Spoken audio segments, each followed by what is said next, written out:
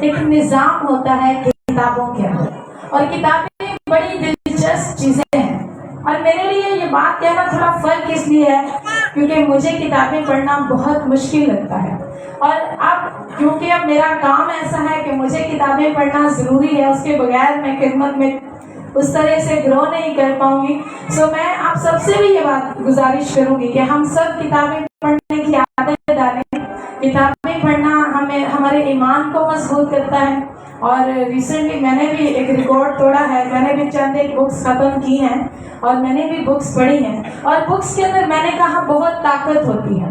کتابیں زندگیوں کو بدل دیتی ہیں، کتابیں زندگیوں میں ریوائول لے آتی ہیں، انقلاب لے آتی ہیں. اور میں نے کہا کہ کتابوں کے اندر جو مواد ہوتا ہے اس کے اندر بڑی طاقت ہوتی ہے. ایک ذہنی مریض ایڈولف ہٹلر، انہوں نے کتاب لکھی مائن کامف.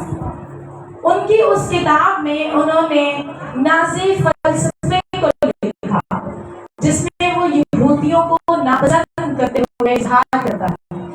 اس کتاب کو پڑھنے کے بعد ایک عالمی جنگ کا آغاز ہوا. لوگوں نے اس قدر خون ریزی کا آغاز کیا کہ 6 ملین یہودی موت کے گھاٹ اتار دیے گئے. 6 ملین مطلب 60 لاکھ یہودیوں کو قتل کر دیا گیا صرف ایک کتاب کو پڑھنے کے بعد. اور ایڈولف ہٹلر ایسا انسان کیوں بنا؟ کیونکہ وہ بھی ایک کتاب ہی پڑھا کرتا تھا.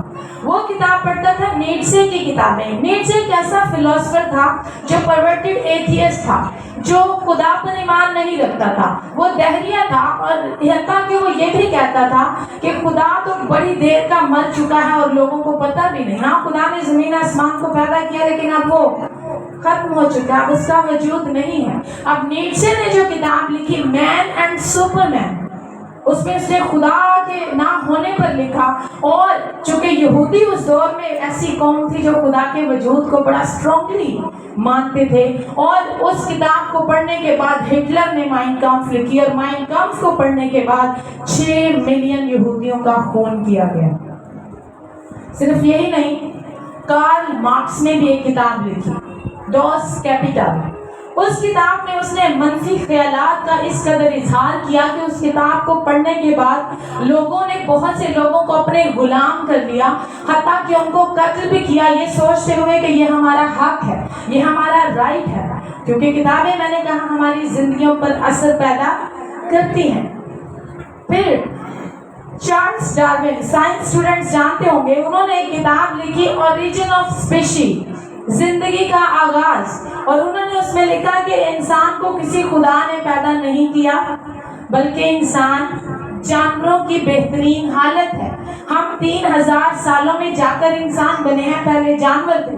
اور اس کی یہ کتاب پڑھنے کے بعد بہت سے لوگوں نے اپنے آپ کو آئینے میں دیکھا اور کسی گوریلے کی اولاد سمجھا کہ میں کسی گوریلے سے انسان بنا ہوں. کیوں؟ کیونکہ میں نے کہا کتاب ہماری زندگیوں پر اثر پیدا کرتی ہے. لیکن آج ہم جس کتاب کا مطالعہ کرنے جا رہے ہیں، جس سیریز کا آغاز کر رہے ہیں، چاہے دنیا میں کتنے ہی کتابوں نے کتنے ہی تبدیلی اور انقلاب اور غلط اثرات پیدا کیوں نہ کیے ہوں، جس کتاب کی آج سے ہم تعلیم اور مطالعے کو شروع کرنے لگے ہیں، وہ کتاب دنیا کی واحد کتاب ہے جس نے دنیا کی تاریخ کو تبدیل کیا، اور وہ ہے رومیوں کا خط. ہم اس کو رومیوں کا خط کہتے ہیں، اسے رومیوں کی بک بھی کہا جاتا ہے. اور یہ کتاب ایسی ہے جس نے بڑے بڑے اسکالرس کو پیدا کیا ہے. یہ خط ایسا ہے جس نے بڑے بڑے ایمان کے سرماؤں کو پیدا کیا، اور ایمانداروں کی تاریخ میں، مسیحیوں کی تاریخ میں انقلاب آیا. اور سر فہرست آتے ہیں مارٹن لوتھر، کیتھولک چرچ کے منک فادر، اور وہ خدا سے بہت محبت کرتے تھے. وہ اپنے علم میں بڑے پہنچے ہوئے تھے، انہوں نے بہت اسٹڈی کی ہوئی تھی، بڑا علم تھا ان کے پاس، لیکن وہ خدا سے بڑی محبت کرتے تھے. اور وہ کہتے ہیں کہ میں خدا کی قربت چاہتا تھا، میں خدا کے قریب آنا چاہتا تھا. لیکن کیا ہوا؟ انفارچونیٹلی وہ اس تجربے کو کبھی اپنی زندگی میں محسوس نہیں کر پایا. وہ ہمیشہ اس چیز کے خیال میں رہا کہ خدا میرے ساتھ شخصی تعلق میں آئے, لیکن وہ اس تعلق کو کبھی تجربہ نہیں کر سکا. حتیٰ کہ وہ روم میں بھی گیا. روم میں سیڑھیاں ہیں جن کو سینٹا اسکیلا کے نام سے جانا جاتا ہے. یہ وہ سیڑھیاں ہیں جن کے بارے میں کہا جاتا ہے کہ مسیح یسوع جب پینتوس کی عدالت میں داخل کیا گیا پلاطس کی حکومت میں, اور وہاں پر جب مسیح یسوع کو پیش کیا گیا تو ان سیڑھیوں پر چڑھتے ہوئے مسیح یسوع وہاں تک پہنچے. اور وہاں کے لوگوں کا ایمان یہ بھی ہے کہ یقیناً مسیح یسوع کے خون کے قطرے بھی ان سیڑھیوں پر گرے ہوں گے, اور وہ اس بات پر ایمان رکھتے ہیں جو لوگ ان سیڑھیوں پر گھٹنوں کے بل چلتے ہوئے جاتے ہیں ان کی دعائیں قبول ہو جاتی ہیں. سو مارٹن لوتھر نے بھی ایسا کیا. وہ ان سیڑھیوں پر گئے اور گھٹنوں کے نہیں کونیوں کے بل گئے, اور پوری سیڑھیاں چڑھتے ہوئے وہ یہی دعا کرتے رہے کہ خدا میں تیرے ساتھ شخصی تعلق میں بن جانا چاہتا ہوں, میں تیری قربت کو حاصل کرنا چاہتا ہوں. لیکن حیران کن بات یہ ہے, مارٹن لوتھر کہتے ہیں ان سیڑھیوں کے ٹاپ پر پہنچنے کے بعد بھی میں ویسے کا ویسا ہی تھا, مجھے خدا کی قربت کا تجربہ نہیں ہوا. پھر ایک دن مارٹن لوتھر نے رومیوں کے خط کا مطالعہ کیا, اور وہ یہ خط پڑھ رہے تھے کہ اس خط کے پہلے باب کی 17ویں آیت مارٹن لوتھر کے سامنے آئی, اور وہ کیا تھی؟ راست باز ایمان ہی سے جیتا رہے گا. اور وہ کہتے ہیں یہ وہ لمحہ تھا جب میں جان گیا کہ خدا کا کلام فرماتا ہے کہ راست باز ایمان ہی سے جیتا رہے گا. اور اس کا مطلب مجھے یہ سمجھ آیا کہ میرے اعمال مجھے راست باز نہیں ٹھہراتے, میں اپنی اچھی عادتوں سے نہیں بچا, میں اپنے عملوں سے, اپنی کریڈ سے, اپنے ایمان سے, اپنے رسم و رواج سے محفوظ نہیں ہوتا, میری اچھی نیت مجھے نہیں بچاتی. مجھے گناہوں سے اگر کچھ بچاتا ہے تو وہ میرے یسوع کا پاک لہو ہے, اس کی صلیب ہے, اور وہ ایمان ہے جو مجھے راست باز ٹھہراتا ہے. پھر ریفارم چرچ کا آغاز ہوا, پروٹیسٹنٹ چرچ کا آغاز ہوا جس کا آپ سب حصہ ہیں, اور یہ 1517 کی بات ہے کہ پھر مسیحیت میں ایک انقلاب آیا. پھر صرف مارٹن لوتھر ہی نہیں, جان ویزلے نے بھی رومیوں کے خط کا مطالعہ کیا. یہ ایک مشنری تھے. ہوا یوں کہ ان کو امریکہ میں یونائٹڈ اسٹیٹس میں بھیجا گیا مشنری کے طور پر کہ وہاں پر انڈین لوگوں کو مسیح کا کلام سنائیں. یہ وہاں پر گئے, کچھ عرصہ رہے, اپنا مشنری کا کام پورا کیا. اور کہتے ہیں جب میں وہاں سے واپس آ رہا تھا میری ملاقات کچھ مشنریز کے ساتھ ہوئی. جب میں ان لوگوں کے ساتھ میں نے بات چیت کی تو مجھے ایک چیز کا احساس ہوا کہ یہ لوگ مجھ سے بڑے فرق ہیں. ان کے اندر محبت فرق ہے, ان کے اندر انس فرق ہے, ان کے اندر چاہت فرق ہے. وہ کہتے ہیں مجھے لگا کہ میں کھوکھلا ہوں, مجھے اپنا آپ خالی لگا. ہاں میں انجیل کی منادی تو کر رہا ہوں, لیکن میرے اندر مسیح کی ویسی چاہت اور ویسا عکس نہیں جیسا مجھے ان مشنریز میں نظر آیا. اور جان ویزلے بڑے دنوں تک بے چین رہے. پھر ایک دن آلڈرس گیٹ کے نام سے ایک جگہ تھی جہاں پر ایک عبادت میں وہ داخل ہوئے جان ویزلے, اور جب وہاں پر گئے تو وہ کہتے ہیں وہاں پر رومیوں کے خط کا مطالعہ چل رہا تھا. اور جب خادم رومیوں کے خط کی تفسیر کر رہا تھا تو مجھے اپنے دل میں ایک گرم جوشی کا احساس ہوا.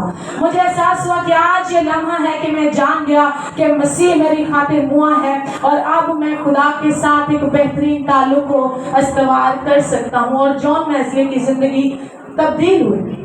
وہ لمحہ تھا جب جان ویزلے نئے سرے سے پیدا ہوا. اور پھر دنیا کی عظیم کلیسیاؤں میں سے میتھوڈسٹ چرچ ہے جس کی بنیاد جان ویزلے نے رکھی. اور یہی نہیں, اور بہت سے لوگ آپ کو ملیں گے جن کی زندگی میں تبدیلی رومیوں کے خط کے وسیلے سے آئی. اور رومیوں کے خط کو مسیحیت کا کانسٹیٹیوشن یعنی آئین کہا جاتا ہے. ایمانداروں, مسیحیت کا کانسٹیٹیوشن, ہمارا جو بیسک آئین ہے وہ ہمیں کون سی بک میں ملتا ہے؟ رومیوں کی بک میں.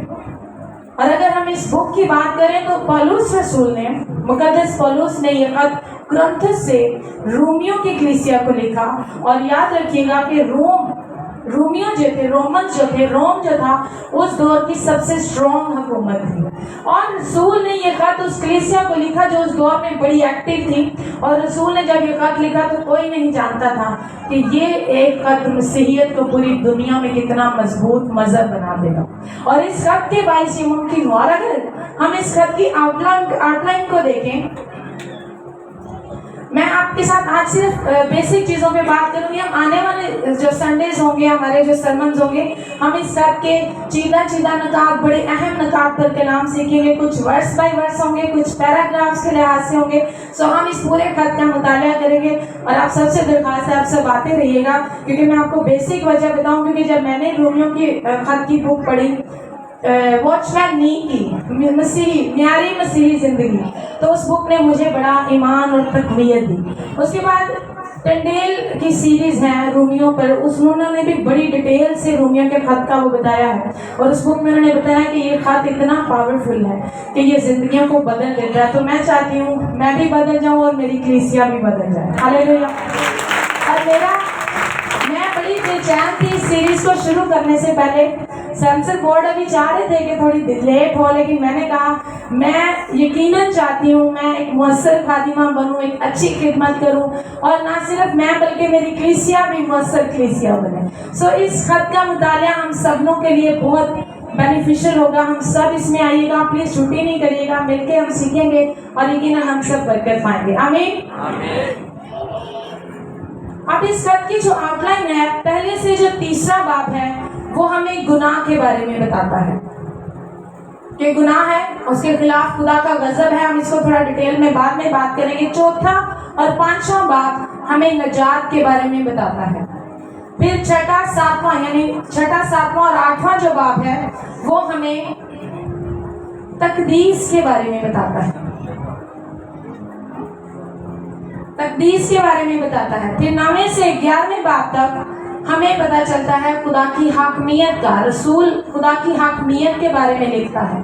फिर 12वें से 16वें तक खिदमत के बारे में रसूल ने कलीसियाओं की रहनुमाई की है। ये हमारा काका होगा जो हम इसमें से सीखेंगे। ऐसी चंद चीजें होंगी जिन पर हम खुदा के कलाम की मदद से अपने लिए रहनुमाई लेंगे। सो पहले गुनाह, फिर नजात, फिर हमारी तकदीस से मुराद नजात याफ्ता होने के बाद हम पाक कैसे हो सकते हैं, हम रास्तबाजी में मजबूत कैसे हो सकते हैं। उसके बाद खुदा की हाकमियत कि खुदा सब चीजों का हाकिम है, और फिर लास्ट में खिदमत के बारे में। सो रसूल ने ये खत रोमियो की कलीसिया को लिखा, और ये सिर्फ रोमियो की कलीसिया के लिए नहीं बल्कि हर ईमानदार के लिए जरूरी है।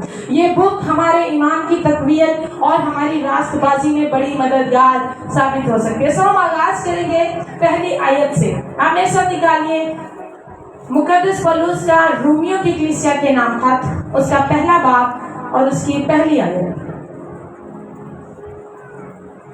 लिखा है, पौलुस की तरफ से जो यीशु मसीह का बंदा है और रसूल होने के लिए बुलाया गया और खुदा की उस खुशखबरी के लिए मखसूस किया गया।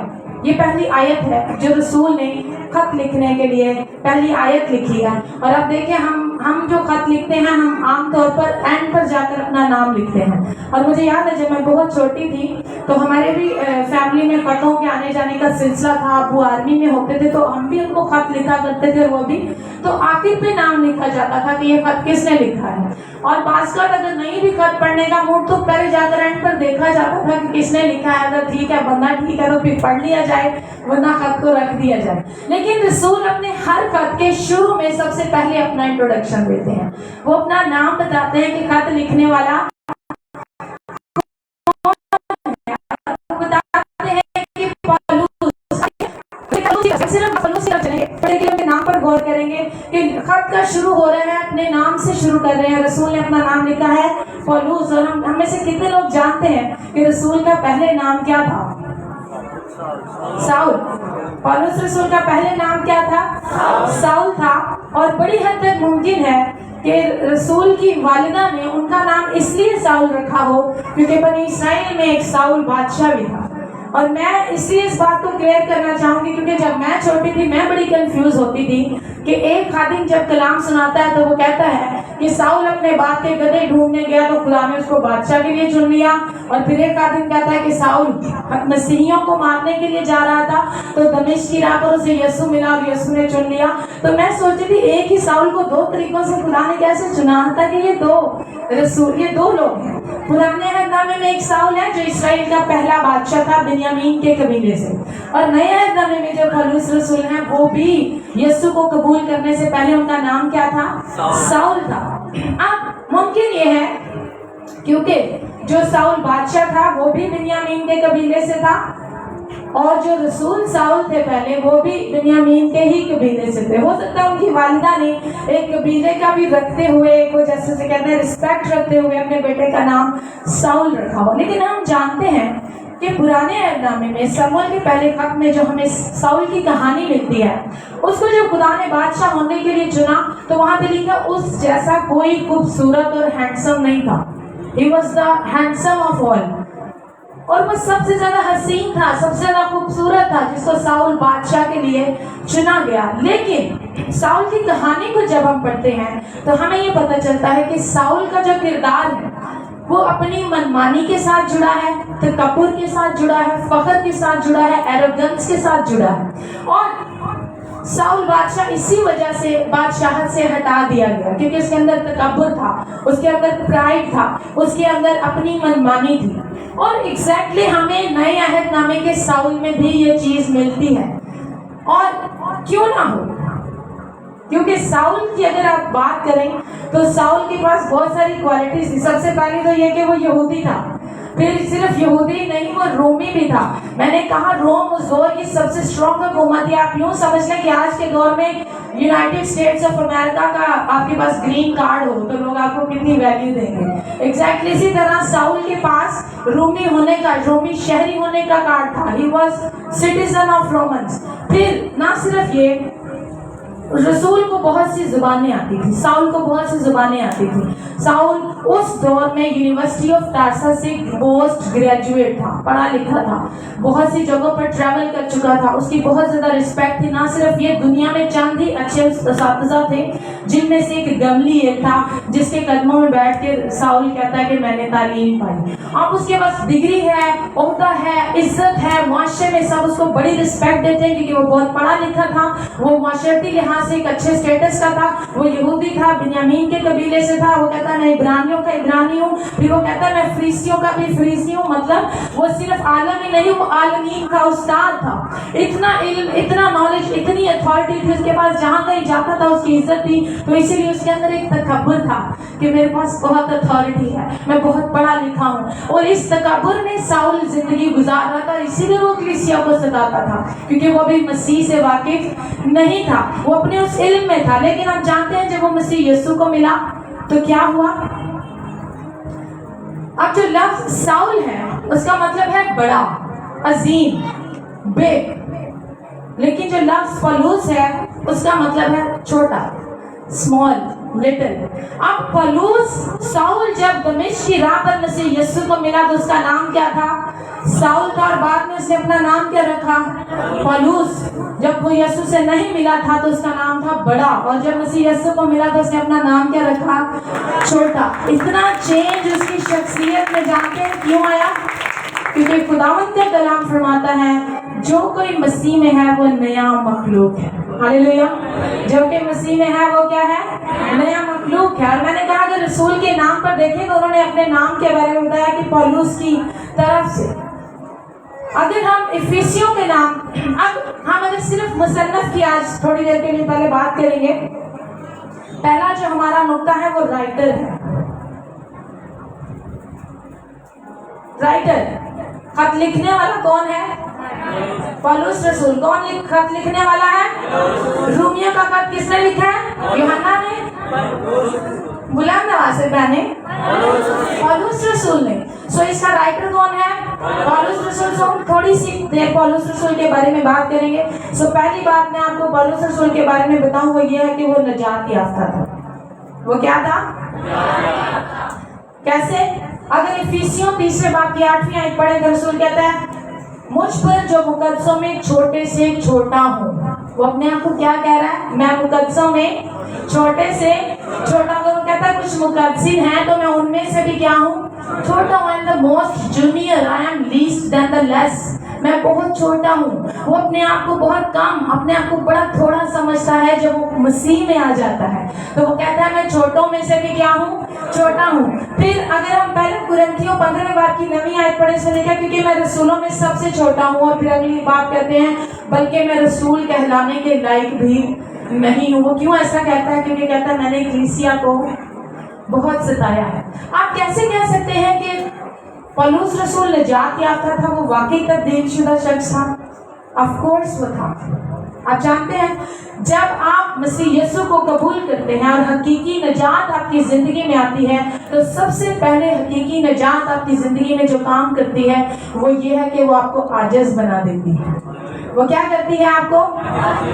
پھر میں نہیں، پھر یسوع ہوتا ہے، پھر میری نہیں، پھر یسوع کی بات ہوتی ہے۔ سب سے پہلے ہمیں کیسے پتا کہ رسول نجات یافتہ ہے؟ کیونکہ وہ عاجز ہوا ہے، وہ ہوا ہے۔ پہلے وہ اپنی کی بات کرتا تھا، پہلے یہودی ہونے کی بات کرتا تھا، رومی ہونے کی بات کرتا تھا، اب وہ کہتا ہے میں رسولوں میں بھی سب سے چھوٹوں میں سے بھی کیا ہوں؟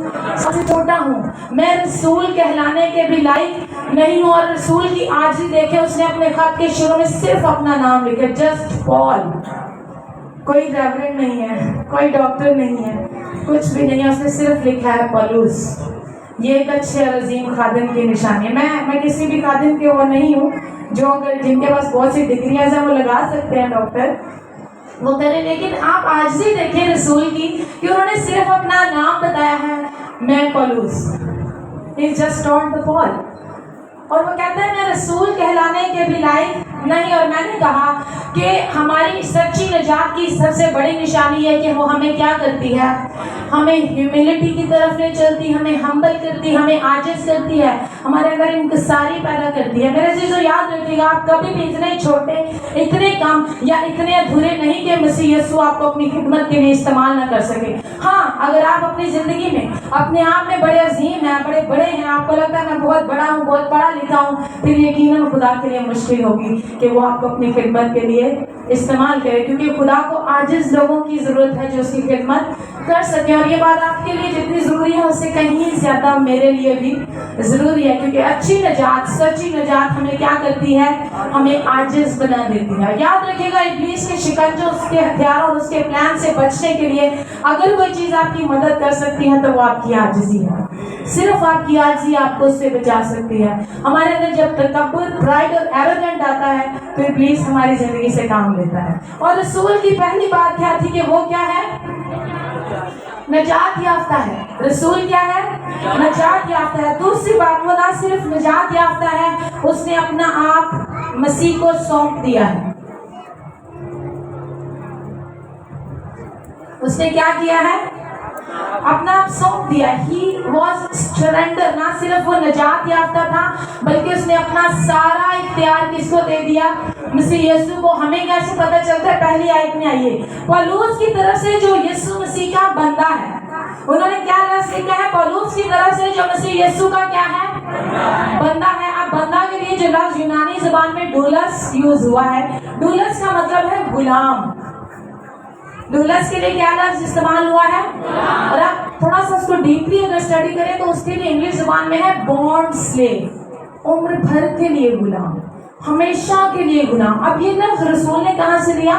آپ اگر خروج 21 باب کا مطالعہ کریں تو وہاں پہ جب کوئی شخص کسی کو اپنے غلام ہونے کے لیے خرید لیتا تھا کہ یہ میرا غلام ہے، میں نے اس کو خرید لیا ہے، تو اسرائیل میں خدا نے یہ اصول دیا تھا کہ وہ 7 سال سے زیادہ تک اس غلام کو اپنے پاس رکھ نہیں سکتا۔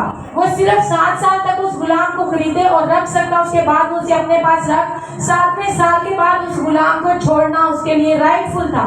لیکن ایک کنڈیشن تھی، اگر غلام یہ کہے کہ میرا مالک بڑا اچھا ہے، میرا مالک بڑا کائنڈ ہے، بڑا محبت بھرا ہے، بڑا نائس ہے، میرے ساتھ بڑا اچھا برتاؤ کرتا ہے، میں اس مالک کے پاس ہمیشہ کے لیے رہنا چاہتا ہوں، پھر وہ کیا کرتے تھے؟ خدا نے ان کو بتایا کہ پھر وہ اس کو دروازے کی چوکھٹ کے ساتھ لگا کر اس کے کان کو چھیدا جاتا تھا، جو اس بات کی نشانی ہوتی تھی کہ یہ اس مالک کا عمر بھر کے لیے غلام ہے۔ اور پولس اپنی ول سے، اپنی خوشی سے کہتا ہے کہ میں مسیح یسوع کا کیا ہوں؟ غلام ہوں، میں بونڈ سرونٹ ہوں، میں ہمیشہ کے لیے مسیح یسوع کا غلام۔ اور خوشی سے آج بہت سے لوگ کہتے ہیں میں اس لیے بپتسمہ نہیں لینا چاہتا، میں اس لیے مسیح یسوع کو قبول نہیں کرتا، مجھے باؤنڈ ہونا پڑے گا۔ مجھے کیا ہونا پڑے گا؟ बाउंड होना पड़ेगा, मैं गुलामी नहीं कर सकता, मैं आज़ादी चाहता हूँ, मैं जब दिल करे ये गुनाह करूँ, जब दिल करे ये गुनाह करूँ, क्योंकि मैं आज़ाद रहना चाहता हूँ। लेकिन उन लोगों के लिए आज खुदावंद का कलाम ये फरमाता है और ये सच्चाई उनकी जिंदगी में देना चाहता है कि जो कोई ये सोचता है कि मैं जब चाहे जो गुनाह करता हूँ तो मैं आज़ाद हूँ, तो उसकी हकीकत ये है कि वो बहन, वो भाई गुनाह का गुलाम है। किसका गुलाम है? गुनाह का गुलाम है। अगर हम गुनाह को नहीं छोड़ पाते, अगर गुनाह हमारी जिंदगी से निकल ही नहीं पा रहा, तो फिर हम किसके गुलाम हैं? गुनाह के गुलाम है। और याद रखें, मसीह यीशु की गुलामी गुनाह और दुनिया की गुलामी से कदरे बेहतर है। मसीह यीशु की गुलामी का तजर्बा निहायत खूबसूरत है। वो आपकी जिंदगी में इत्मीनान और तसल्ली को लाता है। और रसूल कहता है कि मैं मसीह यीशु का क्या हूँ? बॉन्ड स्लेव हूँ। मैं उम्र भर के लिए उसका क्या हूँ? गुलाम हूँ। मेरे चीजों जितने लोग इसलिए बपतिस्मा नहीं ले रहे कि मेरी आज़ादी मुझसे छीन जाएगी, तो मैं आपको बता दूं अभी तक आपको आज़ादी का तजर्बा नहीं, क्योंकि हकीकी आज़ादी अगर है तो वो मेरे और आपके खुदावंद मसीह यीशु में। खुदावंद के कलाम फरमाता है, बस अगर बेटा तुम्हें आज़ाद करेगा तो तुम वाकई आज़ाद हो जाओ। कौन आज़ाद करेगा? वो हमें गुनाह से आज़ाद करने की कुदरत रखता है। अब बॉन्ड स्लेव का क्या मतलब है? आप जानते हैं, जब किसी मालिक का कोई गुलाम उम्र भर के लिए उसका होता था तो उसकी कोई चॉइस नहीं होती थी, वो वही करता था जो उसका मालिक कहता था।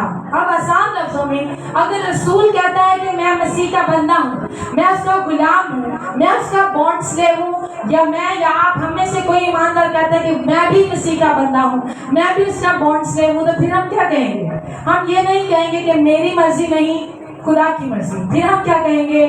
खुदा की मर्जी ही मेरी मर्जी है। आप समझे इस बात को? फिर हमारी मर्जी का वजूद खत्म हो जाता है, क्योंकि हमने अपने आप को उम्र भर के लिए किसका गुलाम कर दिया? मसीह यीशु का। तो फिर हमारी मर्जी का वजूद नहीं है, फिर उसी की मर्जी किसकी मर्जी है? मेरी मर्जी है। कलाम का समाता ज़बूर 37 उसकी 4 आयत में, खुदावंद में मसरूर रह तो वो तेरे दिल की मुरादें। आई वॉज थिंकिंग कि खुदा ने इतना बड़ा वादा इतना छोटा और सिंपल कर दिया है कि खुदावन में मसरूर है तो वो तेरे दिल की क्या करेगा? मसरूर रहना। मुझे लगता है आम मसीह को लगता होगा चर्च जाना, दुआ करना, बाइबल रीडिंग करना, ये मसरूर होना है। और अगर मैं खुदा में मसरूर हूँ तो खुदा मेरी सारी दिल की मुरादें क्या करेगा? पूरी करेगा। मेरे जीजो, एक शख्स खुदा से कहता है, खुदावंद एक मैं तुझसे बहुत मोहब्बत करता हूँ, आप मुझे करोड़पति बना दो। तो आप प्लीज मेरी मदद कीजिएगा इस बात को समझने में कि क्या वो खुदा में मसरूर है या करोड़पति होने में मसरूर है? सिंपल। अगर एक शख्स कहता है, खुदावंद मैं तुझसे बहुत मोहब्बत करता हूँ, मेरे फॉलोअर्स 3 मिलियन हो जाए, मेरा यूट्यूब पे बड़ा चैनल हो जाए, मैं मशहूर हो जाऊं, लोग मुझसे ऑटोग्राफ लें, तो क्या वो खुदा में मसरूर है या मशहूर होने में मसरूर है? ये फिर मसरूर नहीं है। खुदा ने कहा खुदावन में मसरूर है तो वो तेरे दिल की मुरादें पूरी करेगा। खुदावन में मसरूर होने का क्या मतलब है? खुदावन में मसरूर होने का ये मतलब है कि खुदा की मर्जी मेरी मर्जी है, मेरी मर्जी का वजूद अब नहीं रहा, अब उसकी मर्जी है। I have no choice. मुझे मशहूर नहीं होना, मुझे बड़ा आदमी नहीं बनना, मुझे दौलत नहीं चाहिए, मुझे पैसा नहीं चाहिए। और रसूल कहता है कि मैं मसीह का बॉन्ड स्लेव हूँ अपनी मर्जी से। हम में से आज कितने हैं जो अपनी मर्जी से मसीह के गुलाम बनना चाहते हैं? हम कितने हैं जो दिल से चाहते हैं कि मसीह मैं तेरी पैरवी करना? मैं अब तो वाकई अच्छा मालिक है, मुझे और कोई मालिक नहीं चाहिए, मुझे मसीह यीशु ही चाहिए। जॉन पाइपर खुदावंद के अजीम खादिम कहते हैं, God can meet our needs not our grids. खुदा हमारी जरूरियात को पूरा कर सकता है, हमारे लालच को खुदा कभी भी पूरा नहीं कर सकता। और अगर हम उसके बंदे हैं, रसूल कहता है मैं उसका बंदा हूँ, मैं उसका गुलाम हूँ। अगर हम उसके गुलाम बनते हैं तो फिर यकीन जाने हम उसमें मसरूर हैं। और मसरूर होने का मतलब यह है कि खुदा की मर्जी ही मेरी मर्जी है। आमीन। सो रसूल के बारे में हमने 2 प्रकार सीखे। एक ये कि वो निजात याफ्ता, दूसरा ये कि उसने अपना आप खुदा को सौंप दिया। बंदा लफ्ज एक्सप्लेन करता है कि वो उसने अपने आप को मसीह का गुलाम बना दिया है। तीसरी चीज जो रसूल के बारे में हमें पता चलती है वो ये कि वो बुलाया गया है, कॉल्ड है। इसी आयत को, पहली आयत को देखेंगे। पौलुस की तरफ से जो यीशु मसीह का बंदा है और रसूल होने के लिए बुलाया गया। अब ये पैसिव टेंस है। रसूल ये नहीं कह रहा कि मैं रसूल बन के आया हूँ, वो कह रहा है रसूल होने के लिए बुलाया गया। I am called, passive voice. उसने रसूल होना नहीं चुना, उसने रसूल होना चुना है। खुदा ने पौलुस का रसूल होना चुना है। रसूल का मतलब क्या है? भेजा गया, और उसको खुदा ने चुना। क्योंकि अब मैं समझती हूँ मोस्ट ऑफ द जो खादमीन है वो खिदमत में आना नहीं चुनते। मैं और फरहान साहब ने तो बिल्कुल भी नहीं चुना खिदमत में आना, और मैं समझती हूँ हमने नहीं चुना, हमें चुना गया है। और रसूल, हालेलुया।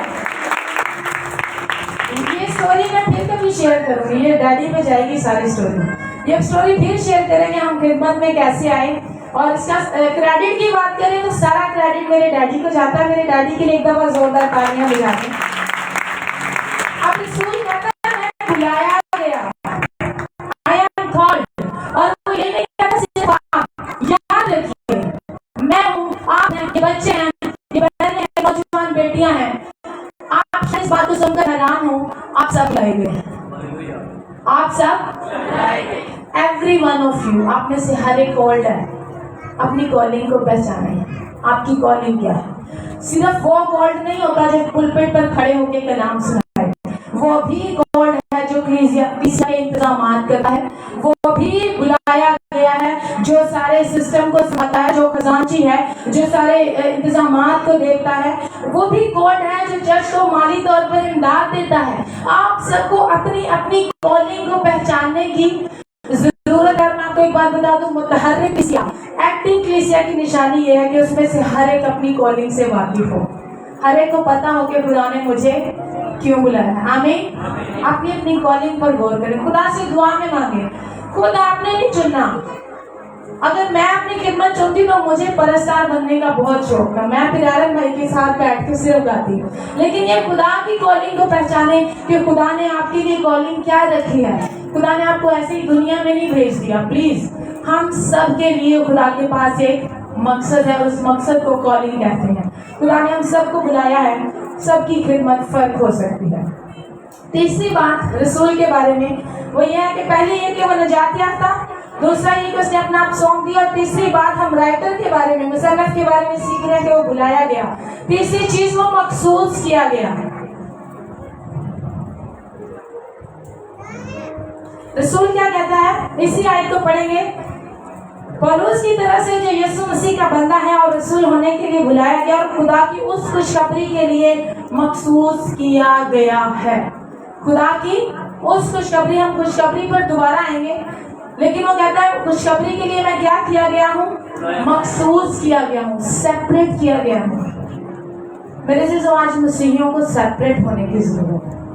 आज हमें सबसे मखसूस, सबसे अलग नजर आना, जैसे कोयले की कान में हीरा नजर आता है ना, मसीहियों को ऐसे दुनिया में नजर आने की जरूरत है।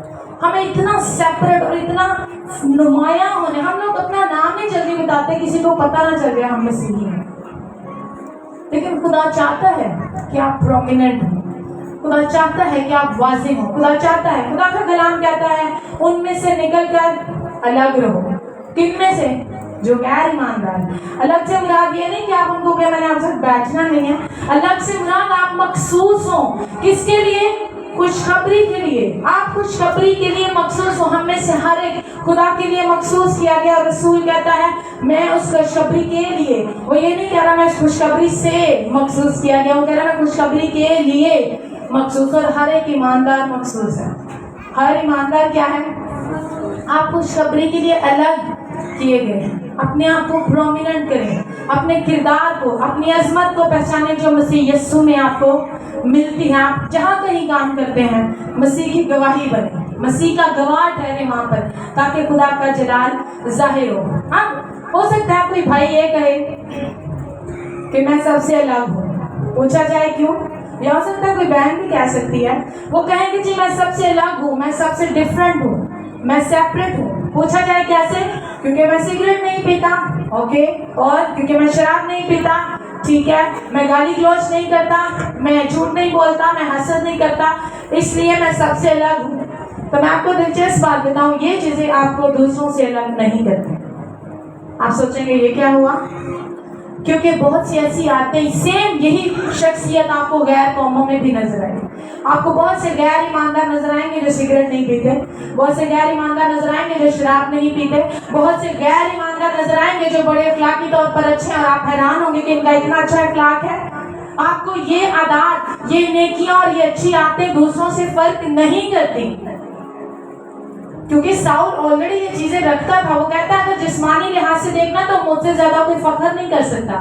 وہ کہتا ہے 8ویں دن میرا ختنہ ہوا, عبرانیوں کا عبرانی ہوں, یہودی ہوں, رومی ہوں, فریسیوں کا فریسی ہوں, گملیل کا شاگرد ہوں. کیا کچھ نہیں تھا ساؤل کے پاس, لیکن وہ تب تک فرق نہیں ہوا جب تک وہ پولوس نہیں بنا. کس چیز نے اس کو الگ کیا, کس چیز نے اس کو مخصوص کیا؟ میرے چیزوں, آپ کو دوسروں سے اگر کوئی چیز الگ کرتی ہے, اگر رسول کو ساؤل سے کوئی چیز پولوس بناتی ہے تو وہ صرف میرا اور آپ کا یسوع ہے. اگر آپ کی زندگی میں یسوع ہے تو آپ دوسروں سے علیحدہ ہیں, ورنہ آپ ویسے ہی ہیں جیسے غیر قومیں. آپ کریں نیکی کے کام, آپ اچھی عادتیں اپنائیں. کیوں؟ کیونکہ اب آپ کے اچھے کام کرنے کا مرکز اعمال نہیں ہے, اب آپ کے اچھے کام کرنے کا مرکز یسوع ہے. آپ کی لائف کا سینٹر کیا ہے؟ آپ اچھے کام کیوں کرنا چاہتے ہیں؟ آپ کیوں اچھے بننا چاہتے ہیں؟ اس لیے کہ لوگ آپ کو اچھا کہیں, لوگوں کی نظروں میں آپ راست باز ٹھہریں, یا آپ کی راست بازی کی وجہ مسیح یسوع ہے؟ اپنے سینٹر کو پہچانو. رسول کہتا ہے کہ میرا جو سینٹر ہے, میرا جو مرکز ہے, میں مخصوص کس لیے کیا گیا ہوں؟ خوشخبری کے لیے مخصوص ہے, سیپریٹ ہے. سو ہم اب چلتے ہیں اپنے دوسرے نقطے کی طرف. ٹائم ہو گیا ہے. دوسرا جو نقطہ آج ہم سیکھیں گے وہ ہیرو آف دا بک. اس بک کا ہیرو کون ہے؟ صرف رومیو کی بک کا ہی نہیں, ہم سب جانتے ہیں کہ پوری بائبل مقدس کا ہیرو ایک ہی ہے, اور وہ کون ہے؟ زوردار آواز سے اب اپنے لیے تالیاں بجائیں. زوردار تالیاں.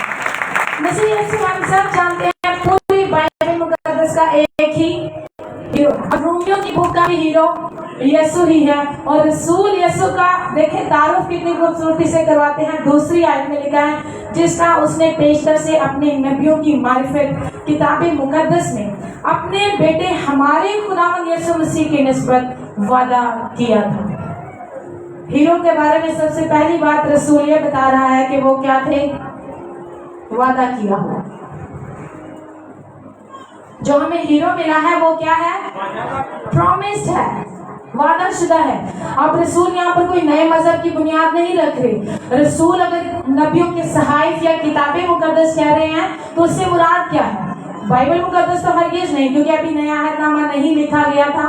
اگر تب نیا عہد نامہ نہیں تھا تو پھر رسول کس کتاب مقدس کی بات کر رہا ہے؟ یقیناً وہ پرانے عہد نامے کی بات کر رہا ہے. وہ پرانے عہد نامے کی 39 کتب کے بارے میں بات کر رہا ہے. انبیاء کے صحائف, یہ جو ہماری پیدائش, خروج, احبار, گنتی, استثناء, رشوہ, قضات, روت اور انبیاء اصغر, انبیاء اکبر, تواریخ کی کتابیں, حکمت کی کتابیں, ان ساری کتابوں کے بارے میں رسول کہہ رہا ہے ہر ایک اس کتاب میں ہمیں کیا بتایا گیا کہ ہمارا جو مسیحا ہے وہ وعدہ کیا ہوا ہے. پیشتر سے خدا نے اس کی پیشن گوئیاں کی تھی. رسول اس کتاب کے بارے میں کہتا ہے پرانے عہد نامے میں ہر ایک آیت, ہر ایک صفحہ, ہر ایک سٹوری, ہر ایک بک ہمیں ایک ہی جانب اشارہ کرتی ہے, اور وہ میرا اور آپ کا مسیح یسوع. یہ وہ سائن بورڈز ہیں. جب آپ نے ایئرپورٹ کی جانب جانا ہوتا ہے تو وہ سائنس بنے ہوتے ہیں. اب آپ ادھر کو مڑ جائیں تو پرانا عہد نامہ ہر ایک کتاب ایک سائن بورڈ تھا ایمانداروں کے لیے, تاکہ وہ مسیح یسوع تک پہنچ سکے. آمین. اب خداوند کے ایک عظیم خادم کہتے ہیں جب رسول مسیح یسوع کو دمشق کی راہ پر ملا تو وہ عرب کو چلا گیا. غلطیوں کے کام میں رسول بتاتے ہیں کہ جب میں یسوع کو ملا تو کہاں چلا گیا؟ عرب کے صحراؤں میں. اور خداوند کے وہ خادم کہتے ہیں جب ساؤل مسیح یسوع کو دمشق کی راہ پر ملا تو عرب کے صحراؤں میں چلا گیا. اور جب وہ عرب کے صحراؤں میں گیا تو اس وقت رسول کے دل میں کیا تھا؟ سارا پرانا ہے نامہ, انبیاء کے صحائف, انبیاء اصغر, انبیاء اکبر, ساری کتابیں, سارا نالج اس کے کہاں پہ تھا؟ دل دماغ میں تھا. اور جب وہ عرب کے صحراؤں میں سے واپس آیا تو پھر اس کے دل دماغ میں کیا تھا؟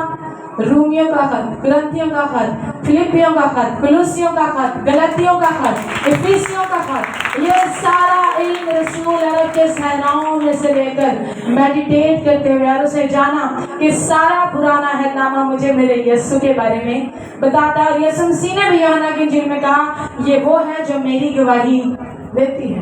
پرانا عہد نامہ ہمیں مسیح یسوع کے بارے میں گواہی دیتا ہے. مسیح یسوع صرف وعدہ کیا ہوا ہی نہیں بلکہ مہیا کیا گیا بھی ہے. ابراہم نے اپنے بیٹے سے کہا، اس نے کہا خداوند لکڑیاں ہیں، آگ ہے، بدرہ کہاں ہے؟ تو ابراہم نے اپنے بیٹے سے کیا کہا؟ خدا مہیا کرے گا. سو ہیرو آف دا بک، رومیوں کی کتاب کا جو ہیرو ہے وہ وعدہ بھی کیا گیا تھا اور ہمیں مہیا بھی کیا گیا تھا. رسول لکھتے ہیں اپنے بیٹے ہمارے خداوند یسوع مسیح کی نسبت وعدہ کیا تھا، وہ پرومسڈ ون تھا. اور پھر لکھتے ہیں جو جسم کے اعتبار سے داؤد کی نسل سے پیدا ہوا. مسیح یسوع کی الوہیت اور مسیح یسوع کی کامل انسانیت کے بارے میں رسول بتا رہے ہیں. مسیح یسوع کیا تھے؟ پہلے خدا تھے، اور جب انسان بن کر پیدا ہوئے تو وہ صرف کامل خدا نہیں بلکہ ان کے ساتھ ایک اور شخصیت جڑی، اور وہ کیا تھی کہ وہ کامل انسان بھی تھے. سو ہمارے لیے مسیح یسوع وعدہ کیا ہوا تھا اور ہمارے ہی لیے وہ مہیا کیا گیا، ہمارے ہی لیے وہ انسان بن کر پیدا ہوا، وہ کامل انسان اور کامل خدا. تیسرا نقطہ مسیح یسوع کے بارے میں رسول فرماتے ہیں وہ قادر مطلق. وہ کیا ہے؟ اگلی آیت میں پڑھوں گی لیکن پاکیزگی کی روح سے، اس پر ہم بعد میں بات کریں گے، مردوں میں سے جی اٹھنے کے سبب سے قدرت کے ساتھ خدا کا بیٹا ٹھہرا. اب رسول ہمیں یہ بتا رہے ہیں کہ جو ہیرو ہے نا اس کتاب کا، جس کے بارے میں رسول یہ پورا خط لکھنے والے ہیں، وہ ہیرو قادر مطلق ہے. رسول کا ہرگز یہ مطلب نہیں وہ اس لیے قادر مطلق ہے کیونکہ اس نے لنگڑوں کو چلایا، وہ یہ بھی نہیں کہہ رہے وہ اس لیے قادر مطلق ہے کیونکہ اندھوں کو آنکھیں دیں، وہ اس لیے بھی نہیں کہہ رہے قادر مطلق ہے کیونکہ اس نے بیماروں کو اچھا کیا، بدروہوں کو نکالا، گوڑیوں کو پاک کیا. رسول سے وہ اس لیے قادر مطلق ہے کہ وہ تیسرے مردوں میں سے جی اٹھا جو ابھی تک کبھی کسی انسان کے بس کا دور نہیں تھا. کبھی ایسا ممکن ہی نہیں ہوا کہ کوئی مردوں میں سے جی اٹھے. رسول بتاتا ہے کہ جو ہیرو ہے وہ ہمارے لیے وعدہ کیا گیا، پھر ہمیں مہیا کیا گیا، اور وہ کیا ہے؟ قادر مطلق. اور بڑا اہم نقطہ جو رسول ہیرو کے بارے میں ہمیں بتاتے ہیں وہ یہ ہے کہ وہ ہیرو کیا ہے؟ پاک ہے. ہیرو کیا ہے؟ بے عیب. ہم سب جانتے ہیں مسیح یسوع میں کوئی عیب نہیں تھا، مسیح یسوع پاک تھے. اور یسوع نے سب کے سامنے کہا تم میں سے کون ہے جو مجھ پر کیا ثابت کرے؟ کیا کوئی مجھ پر گناہ ثابت کر سکتا ہے؟ یسوع نے ان کو چیلنج کیا کہ تم میں سے کون ہے جو مجھ پر گناہ؟ وہ خدا کا بے عیب برا تھا. یسوع پاک تھا. اور یسوع کے بارے میں خداوند کے عظیم خادم جان فلپس نے لکھا ہے، انہوں نے تھوڑا لمبا لکھا ہے، میں شارٹ آپ کے ساتھ بیان کروں گی. وہ کہتے ہیں کہ مسیح یسوع ایک کامل پاکیزہ زندگی کے حامل تھے. انہوں نے کبھی بھی کسی عورت کی طرف غلط نگاہ سے نہیں دیکھا، انہوں نے کبھی بھی اپنے منہ سے غیر مناسب الفاظ نہیں بولے تھے. وہ کہتے ہیں انہوں نے کبھی بھی خدا کی مرضی کے خلاف کچھ بھی نہیں کیا تھا. مسیح یسوع نے کبھی دوسروں پر برا اثر بھی نہیں ڈالا تھا. مسیح یسوع نے کبھی کوئی ایسی بات یا ایسا عمل نہیں کیا جس کے باعث ان کو معافی مانگنی پڑی ہو. مسیح یسوع کبھی بھی بہت جلدی نہیں تھے، کبھی بھی بہت لیٹ نہیں تھے. ہر ایک پیشن گوئی کے لیے، ہر ایک کام کے لیے وہ ہمیشہ وقت پر پہنچ جاتے تھے. اور وہ کہتے ہیں مسیح یسوع نے تقریباً دنیا میں 12,000 زمین پر زمینی خدمت میں تقریباً 12,000 دن گزارے. اور وہ کہتے ہیں اگر آپ ان 12,000 دنوں کو ایک ایک بھی کر کے دیکھیں گے تو وہ ہر دن مسیح کی پاکیزگی کے اعلیٰ معیار کی عظیم تصویر کو پیش کرتا ہے. کیونکہ میرا اور آپ کا ہیرو کامل پرفیکٹ. جتنے ہمارے نوجوان بیٹھے ہیں، اگر آپ کو کوئی مینٹر چاہیے، کوئی ہیرو چاہیے جس کی آپ پیروی کر سکیں، جس کو فالو کر سکیں، جس کا اٹھنا بیٹھنا کاپی کر سکیں، جس کا لہجہ کاپی کر سکیں، جس کی عادات کو آپ کاپی کر سکیں، تو میں آپ سب سے کہوں گی مسیح یسوع کو آزما کر دیکھیں.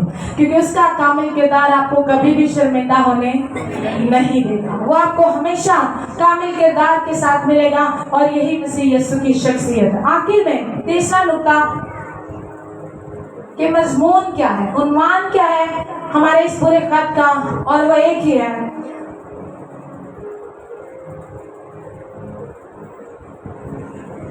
اب اس کو انگلش میں گوسپل کہیں گے، خوشخبری۔ رسول کہتا ہے اور خدا کی اس خوشخبری کے لیے، اب ہم خوشخبری پر آتے ہیں، خدا کی اس خوشخبری کے لیے مخصوص کیا گیا ہے جس کا اس نے پیشتر سے اپنے نبیوں کی معرفت کتاب مقدس میں اپنے بیٹے ہمارے خداوند یسوع مسیح کی نسبت وعدہ کیا تھا۔ میں سمپل اور سادہ الفاظ میں بتاؤں کہ اس پوری کتاب کا جس کا ہم مطالعہ کرنے والے آنے والے 2-3 ماہ تک ہم اسی کتاب پر سیکھیں گے، تو اس کتاب کا ہیرو مسیح یسوع ہے، اور اگر آپ عنوان کی بات کریں تو سادہ اور سمپل اور بڑا آسان اس کا عنوان مسیح یسوع ہی ہے۔ اس کتاب کا عنوان کیا ہے؟ مسیح یسوع ہی ہے، کیونکہ خوشخبری کون ہے؟ مسیح یسوع ہے۔ یہ وہی خوشخبری ہے جو ہمیں اپنے اندر رکھنی ہے، یہ وہی خوشخبری ہے جو دوسروں سے بانٹنی ہے۔ مسیح ہی وہ خوشخبری ہے جو ہماری نجات کا پیغام ہے، اور رسول نے جو خط لکھا ہے رومیوں کا، یہ اسی خوشخبری کے بارے میں ہے۔ آخر میں میرے عزیزو، میں اس لیے یہ چاہتی ہوں کہ ہم یہ بات جانیں کہ مسیح یسوع ہی ساری خوشخبری ہے، کیونکہ ہماری پوری بائبل بیس کرتی ہے مسیح یسوع پر۔ دنیا میں جتنے بھی مذاہب ہیں، آپ ان کے بانیوں کو اس میں سے نکال دیں، وہ مذہب پھر بھی رہے گا، لیکن مسیحیت ایسا مذہب ہے جس میں سے اگر مسیح کو نکال دیں، آپ یسوع کو نکال دیں، کچھ بھی نہیں۔ ہماری بائبل، ہمارا ایمان مسیح یسوع کے بغیر کچھ بھی نہیں۔ ہمارا ایمان بنیادی طور پر کس پر رلائی کرتا ہے، کس پر انحصار کرتا ہے؟ مسیح یسوع پر۔ تو پھر آخر میں آج ہم اس کتاب میں سے بہت کچھ سیکھیں گے، دلچسپ حقائق سیکھیں گے، دلچسپ باتیں سیکھیں گے، لیکن آپ سب ایک بات آج اپنے دلوں میں میری طرف سے یا روح القدس کی طرف سے کہنے، کیونکہ میں بھی اپنے دل میں یہ بات آج رکھ کر یہاں سے جاؤں گی، اور وہ یہ ہے کہ کیا آپ مسیح سے واقف ہیں؟ ہم جس ہیرو کے بارے میں اسٹڈی کرنے جا رہے ہیں، کیا آپ اس کو شخصی طور پر جانتے ہیں؟ کیا آپ اس خوشخبری کا تجربہ اپنی زندگی میں رکھتے ہیں؟ وہ فضل، وہ نجات جو آپ کے لیے ممکن ہوئی، کیا آپ اس کو اپنی زندگی میں رکھتے ہیں؟ کیونکہ اگر مسیح نہیں ہے تو ہم کچھ بھی نہیں۔ خداوند آج کے پاک کلام کے ذریعے سے ہم سب کو